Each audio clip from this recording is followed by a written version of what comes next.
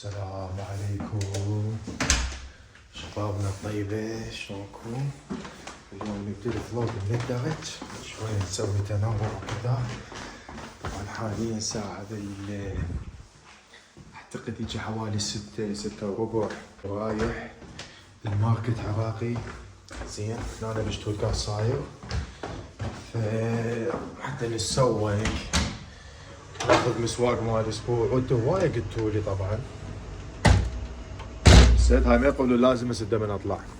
هواية قلتوا لي مجتبى سوي فلوق مسواقك مال اسبوع، شلون ترتب المسواق مالتك. فشباب اليوم انا راح اسوي لكم المسواق مالتي الحقيقي.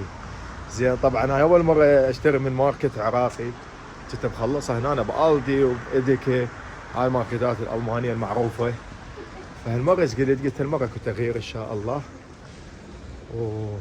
جو بارد. راح اقول لكم ايش قد كلفني المسواق مال اسبوع.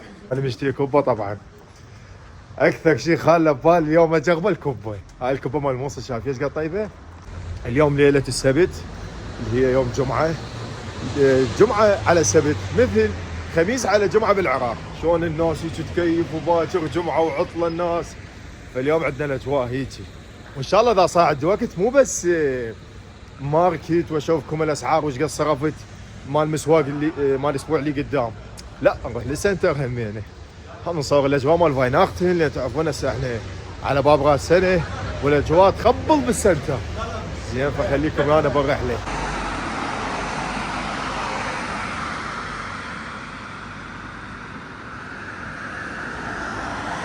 انا بحثت على السوبر ماركت قبل لا اجي.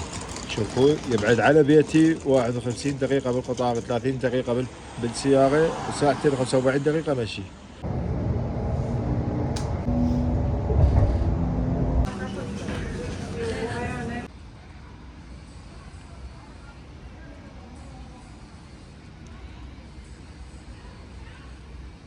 هسه وصلنا، وهذا الشارع نفسه اللي موجود بالماركت العراقي. بس شنو الهدوء يخبل يعني، والله سكو عالم يجوز تختنق من هيك اجواء.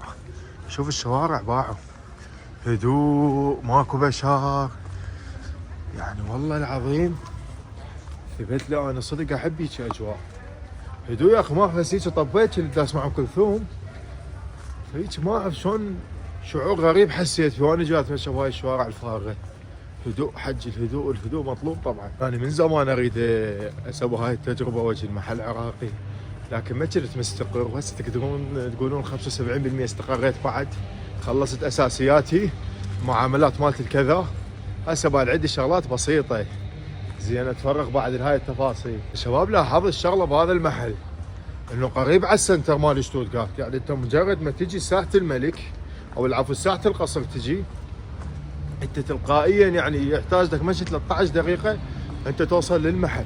يعني مو ذيك المسافه وذاك البعد وها شو وديني وها، يعني الحمد لله هاي همين الصالحين. بعتقد وصلت له، اعتقد هذا المحل العراقي. اي والله هو هذا اللي انا ادور عليه.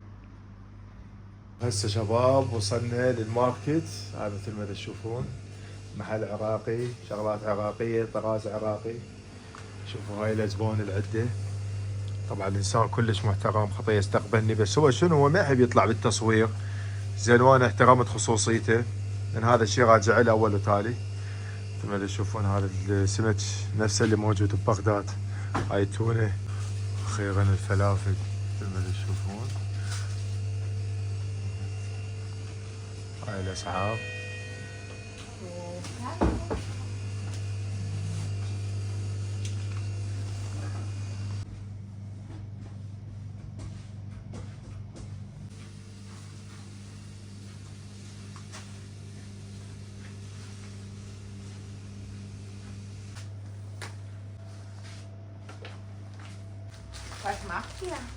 هاي شباب سويت مسواق مال اسبوع، وانا مسواقي قليل. لان شنو؟ انا وجبه واحده باليوم اطبخ، الوجبه الثانيه تكون بالمصلخ اللي اشتغل به.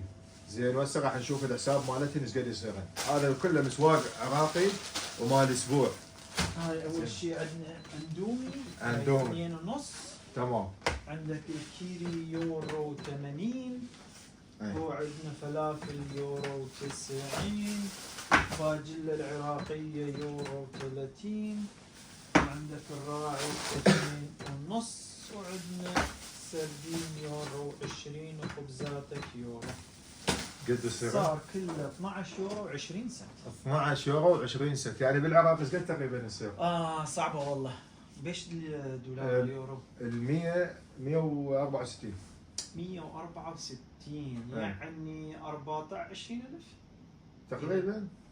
تقريبا نقول تقريبا 20000. هذا مسواق مال الاسبوع. بس والله عن ما نخلص من شو اسمه الماركتات الالمانيه. حسب اكو شغلات. لا والله. اي هذول ما عندهم هاي الشغلات اصلا. شمال الراين؟ نعم. ما يسوق الا شمال الراين؟ شمال الراين هناك فرانكفورت. لا هنا بادن فورتنبرغ يعني. حلو. بادن فورتنبرغ هاي المقاطعه. انسان حيل طيب بس هو ما يحب يطلع بالتصوير. ما احنا احترمنا هاي الخصوصيه مالته. سلمنا عليكم ماكو. زين انا اشكرك خالد. حبيبي. تاج راسي. وهسه شباب طلعنا من المحل سوقنا مسواق مال الاسبوع. شوفوا 12 يورو و20 سنت، يعني والله ببلاش. انا وين هذيك الاسابيع مخلصه كلها على اديكا على الدي، ما اعرف شنو الاسعار جديده هنا.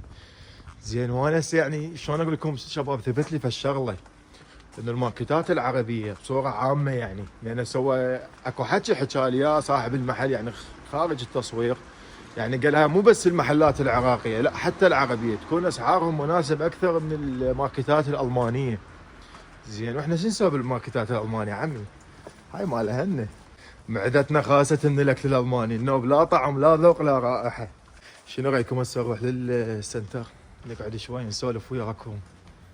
مو احسن ما نرجع للبيت؟ يعني فلوق ايش هذا ذا احسن نقول راح نرجع للبيت. طب احلى شيء هنا القانون، وانت هسه ابن امك وابوك اعبر هذا الخط. زين ابن امك وابوك اعبر هذا الخط. شوفوا شباب ايش قد حلو هسه هذا، صارت الاشاره خضراء عبرنا. احلى شيء قانون عمي، قانون خلنا نعيش.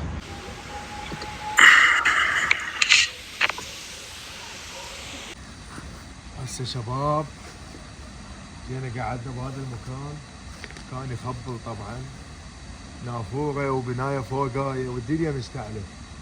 المهم اللي هنا حتى شنو يطلع المقطع على عفويته ما بيتصل. هوايه عالم تسالني على الحساب البنكي، شلون واحد يقدر يسوي الحساب البنكي.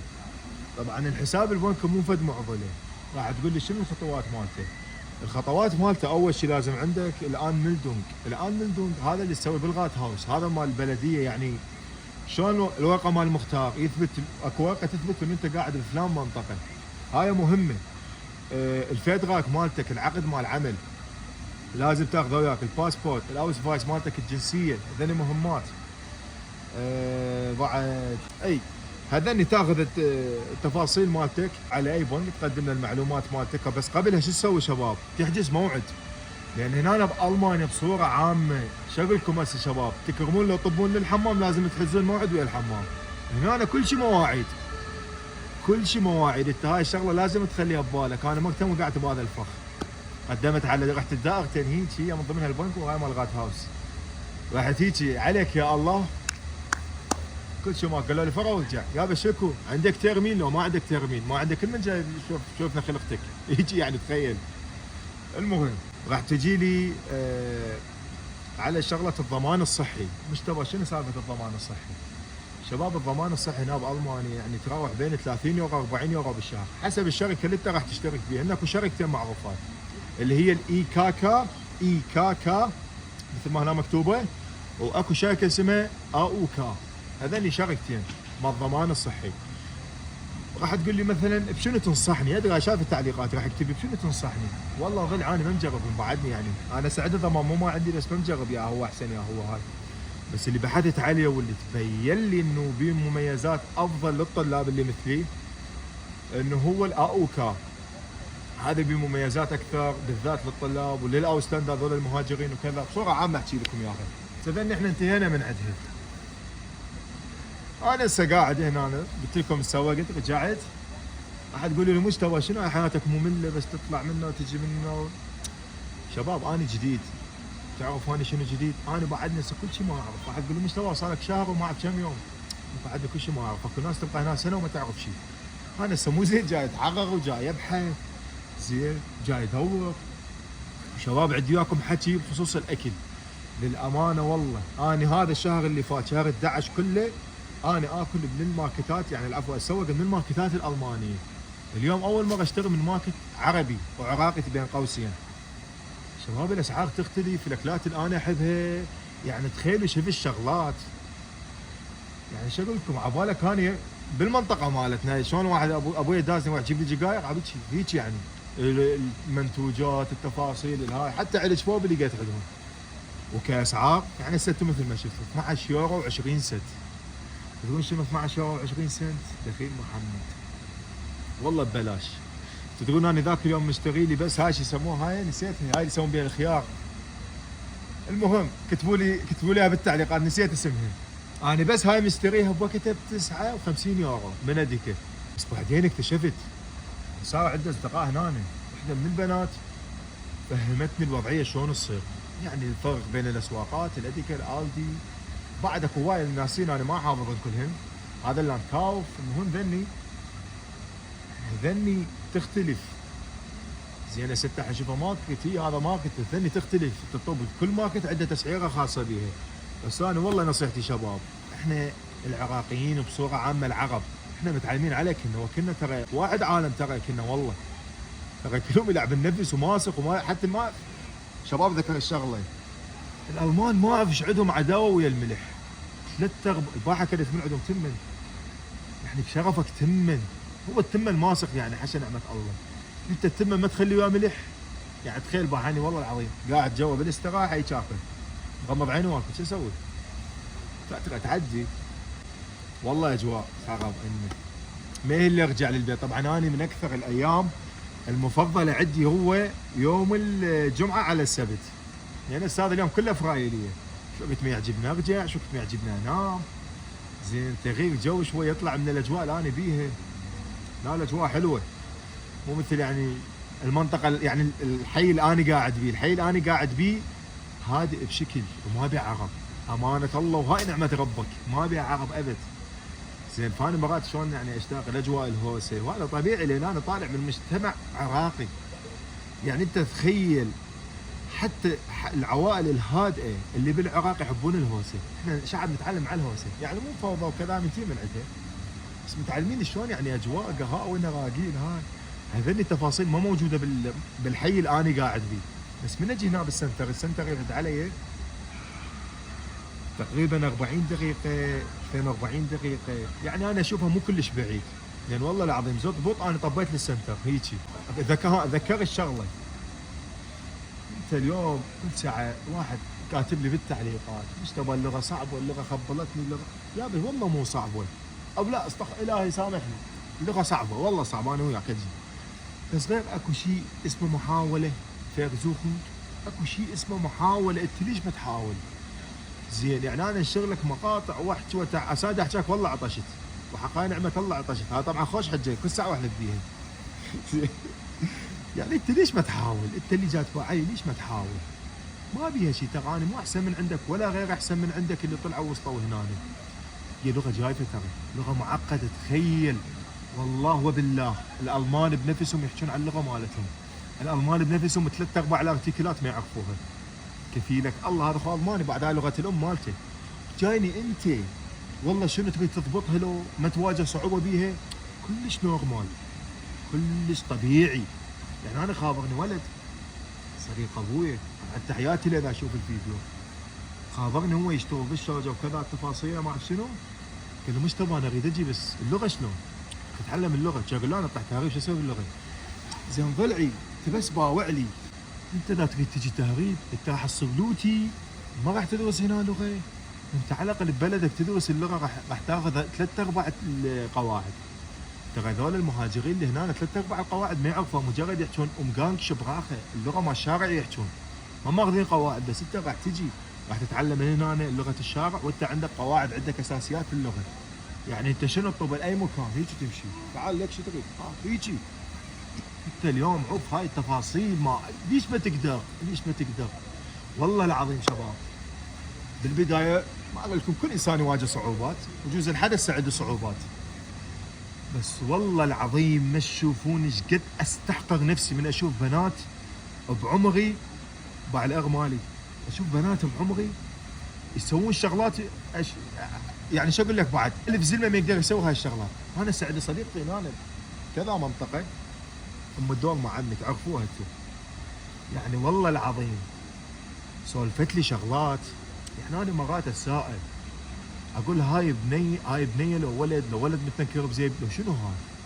يعني بنيه تخيل، بنيه تعبر سياج، بنيه تتحمل معاناه، بنيه تتعلم لغه بهذا المجتمع الغريب، بنيه تدرس وتتعب وتوصل يكتب لي واجه صعوبه وما اريد دخل تولي اللغه. شوف بنيه، قارن نفسك بينك وبين البنيه، قول هاي بنيه وهاني ولد وهيك الله مسخمني. متى انقهر؟ لا والله مضبوط. يعني حلو الانسان عنده غيره على نفسه.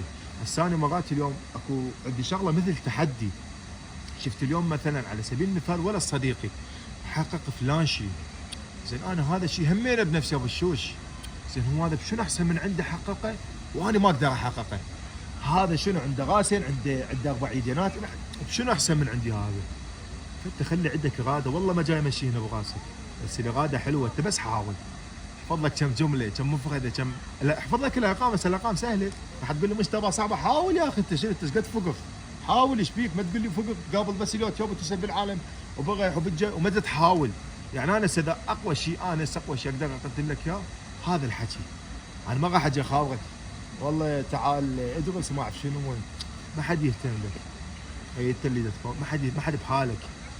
زين ما حد راح يجي يخلصك من هاي التشيحه اللي انت داخل بيها، ما حد يقدر يطلعك الا انت تطلع نفسك منها. فمن تواجه صعوبات باللغه حاول حاول حاول حاول، والله العظيم توصل. عمي وحق هذا الله، وهاي الغربه اللي انا بيها توصل وتصير سوالف تفاوي على كان صدق وصلي. انا طبعا كنت مرات اطلع بالشغل، زين انا ما شاء الله كنت اشتغل ساعات يعني مو مال الواحد الطبيعي، زين من اجل هذا الشيء طبعا حتى اوصل. المهم كنت اطلع الصبح اسمع اغاني اصفن، اقول اله هاي بيام اللغه طبعا، اقول هم راح يجي يوم اصور واحكي تجربتي للعالم. والله العظيم وانا شنو بوقتها تيشيرت مالتي البرتقالي وعرقان ولعبان نفس. انا وضعيتي بذاك الوقت الله سبحانه وتعالى يقول بسم الله الرحمن الرحيم وليس للانسان الا ما سعى. يعني انت شنو انت احسن من الله؟ الله يقول وليس للانسان الا ما سعى. يعني انت اليوم ما تصير لوتي، انت قاعد على الحاضر والله اعطيني ليش هذا طيته بابا، انت الملائكه يضحكون عليك والله.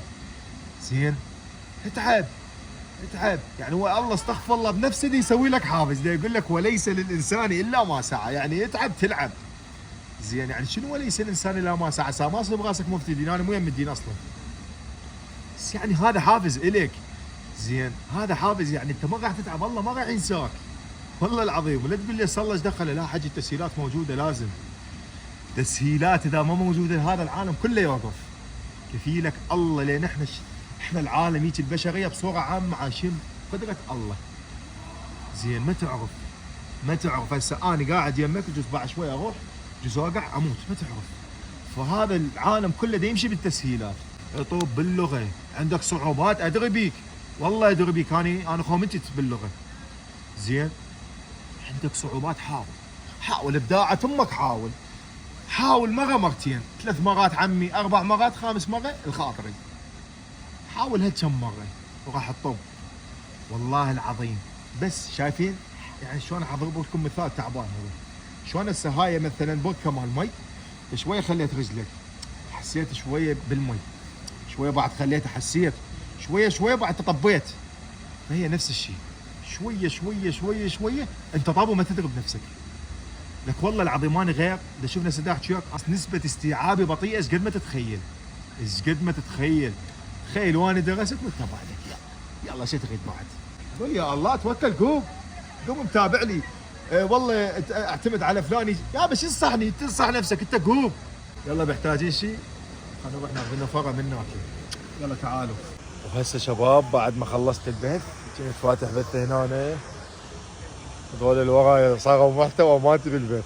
زين عمر خساره المطر بالبث، طبعا انا دائما كل ساعه بالتسعه بالعشره بالليل افتح بث على التيك توك مال تضيفوه سولف ندخل مواضيع تصوير تفاصيل مثل ما هاي صارت وراي هسه اللي كانوا بالبيت موجودين عرفوا صار هنا. المهم صار وياي موقف هنا خليني اسولف لكم اياه واتمشى بعد لي قدام.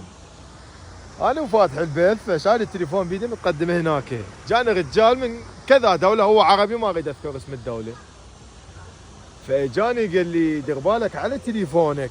انا ايش قلت له؟ قلت له دانكشون رحم الله والديك الله شاهد. بعدين اجى هنا طبعا انا شنو هسه الحكي بنص السنتر ويوم هاي البنايه مثل ما تشوفوها هذا سنتر شتوتغارت واللي قدامها من سنتر وين ما تروح هذا كله سنتر. المهم والله العظيم يجي هاي جاي يا شباب شوفوا جاء ثاني من هنا هو جاء هنا زين. قال لي شنو هذا اكل؟ قلت له اي والله اكل هذا. جاي يقول لي ها اكو اكل الي؟ لا بس هو حكاها باللهجه مال دولتي. قلت له لا هذا مال بلد صديقي وكذا. جاي يقول انا جوعان ما تقدر تساعدني؟ قلت له لا لك عيني اباوع علي يريد ياكلني. بعدين ايش سوى شباب؟ الله شاهد على الحكي شنو؟ كله بالبصار. يسوي لي هيجي يشوف انه اكو شيء خفيف ياخذه حتى يخليه بجيبه وشنو ظلمه وما تبين. شايف لك هيجي نفسيه والله. وذاك اليوم همينه صارت بيها بمطعم همينه قالوا لي الدجاجه ب 11 يورو عفوا نص دجاجه. بعدين حاسب الكاشير يقول لي 16 يورو هو مطعم عربي. زين شنو هالتخفيص هذا؟ يعني هو اليورو لو اليوروين لو بعد الأغ مالي. زين هو اليورو لو اليوروين لو ثلاثه لو هذني التفاليس هذني شنو فائدتهم؟ بس هي شنو حاجه ترجع على نفسيه الانسان. هسه شنو شباب؟ ناخذ شيلاتنا نرجع للبيت لان هوايه حكينا اليوم فتحنا بيت سوينا رحله كلش حلوه. زين ومثل ما تشوفوا المكان اللي انا بيه هسه كلش حلو هادئ ونهر. الناس 3/4 رجعت للبيت. تقريبا السنتر فرغ. هاي الاجواء مال فايناختا ورايح. شوفوا هاي المكتبه ما ايش اسوي عليها نسيتها بالالماني. احب هيك اجواء مثلا مرات اضوج امر بمشاكل امر بضغوطات ما يريحني ويهدي اعصابي غير الهدوء. هاي كلها مال كريسمس الشباب شوفوها الاجواء مال فايناختن. واعتقد اي هذا الاوبان خالط. بس احنا شو نسوي؟ راح ننزل من هنا ونتوجه للبيت. شرفكم شنو رايكم بالفلوق اليوم؟ شنو المعلومات اللي اخذتوها؟ شو استفاديتوا؟ يعني هسه انت ما راح تجي انت اللي بعدك ما مخلص اللغه اللي بعدك ممتحن بعدك ما مرتب اوراقك. شرفك هسه انت ما راح تصير لك فكره كامله على المانيا شنو الاسواقات وشنو الشيء المتوفر لك يكون افضل. شرفك. تدرون اني من جيت لالمانيا ما كانت عندها التفاصيل كلها. ما اقول لكم هي ما كانت موجوده بس ما كان اكو شخص شلون اقول لكم يوصلها المعلومه مثل ما انا اريد. لا يعني كنت اتابع ذول مغاربه ما افتهم عليهم شوي اللغه تختلف. هم عربي يحكي بس لغتهم تختلف شوي. رايح على الجزائر اخوان الجزائري كل شيء ما تفتهم منه. من هنا تعرفون شلون تروحون للمنطقه مالتكم. شوفوا هسه انا وين ساكن بهاي المناطق بغيمس اك. شوفوا شباب غيمس اك هاي منطقتي. شو اسمه الاوبان العفو يا رقم 12. وانا شو اسوي؟ شنو هذا بالعكس ما منتبه عليه طبعا. اي فهسه هذا مو رقم 12. شو نسوي خالو؟ يجي الاوبان رقم 12 ونصعد بيه. هذا ما راح تصعد بيه بعده من خلال التطبيق اللي هو دي في اللي هو هذا ومن خلال الجوجل مابس اللي هو هذا تقدر تشوف الرحله مالتك وين وتحدد. يعني يقول لك بيان محطه راح تبدل هيجي. يعني هاي التفاصيل لازم تعرفها. شوفوا شباب هسه وين ما مكتوب غيمس اك هاي مال اوبان رقم 12. بعد 6 دقائق بعد 6 دقائق يجي الاوبان. شلون هسه هذا يجي العفو القطار يجي من هنا ويرجعني للبيت. هسه شباب جينا نوصل للمنطقه مالتنا. يعني البرد ما يسولف. يعني هسه نزلت كلش بارده يعني عكس ما انا بالبدايه من طلعت. اول اغرب بالموضوع ان الجو ضبابي. شوف شباب يمكن حتى ما يبين بالتصوير ضباب رؤيه ماكو. مع انه منطقه مسكونه صارت اعود الله يكرم ب11 بالليل هسه. واليوم باعتبار جمعة يعني جمعة على سبت مثل خميس على جمعة يمنا. زين بس ماكو عمي مهجورة المنطقة يا يمه. سيطلع لي زومبي من هنا.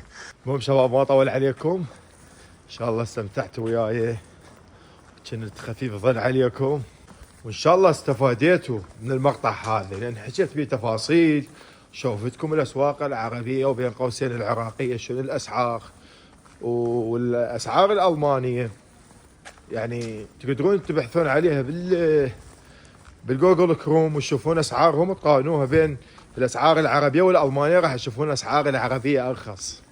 زين والاكلات اللي احنا نريدها والاشياء اللي احنا نحبها متعلمين عليها. اي سؤال عندكم كتبوا لي اياه، فكره كتبوا لي اياها. وهسه راح اختم الفيديو وياكم من الشارع مدينه الاشباح. زين ضباب وهاي يعني اجواء رعب. ان شاء الله القادم افضل وافكار جديده باذن الله. نحتاج شنو بس دعمكم. يا كل شيء ما اريد منكم. يلا اشوفكم بخير. تشاو.